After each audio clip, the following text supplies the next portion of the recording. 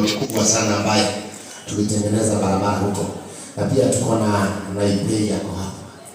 Naipei, salimia watu.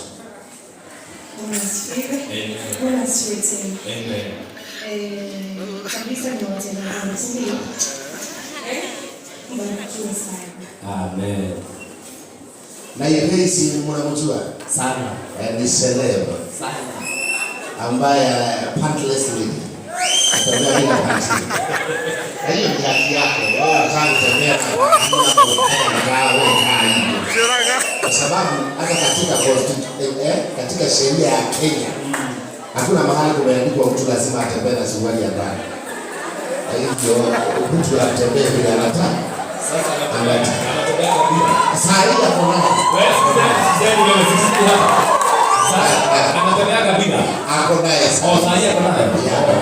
So the reason why nasema hivyo, the reason why I'm saying like that is because watu wanapenda kuhimiliza mtu ama kuongea vibaya, na watu wanaona wao ni wazuri kuliko wengine. Kuna watu walikuwa wazuri sana wako duniani walikufa. Kuna wakati watu wanasema Kanyari atakufa lini, lakini sasa mimi hata kukufa sikufani, hata kugojeka sigojekani. Bado niko. Lazima mtu ajifunze kuishi maisha yake, you live your own life bila kusumbuliwa na watu. Ukweli ama sio ukweli? Na mimi kila mtu hapa ana weakness zake.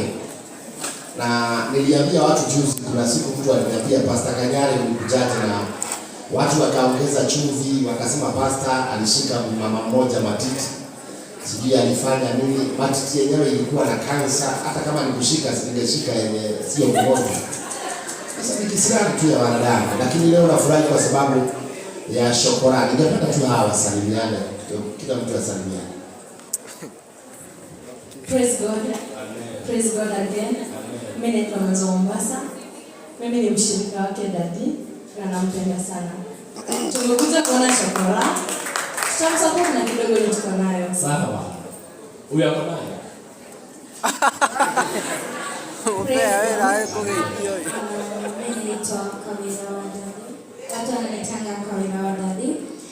Chokora is my friend as well. Tumekuja kusindikisha dadi wetu Prophet Kanyari.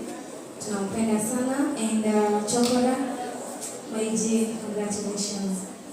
Thank you.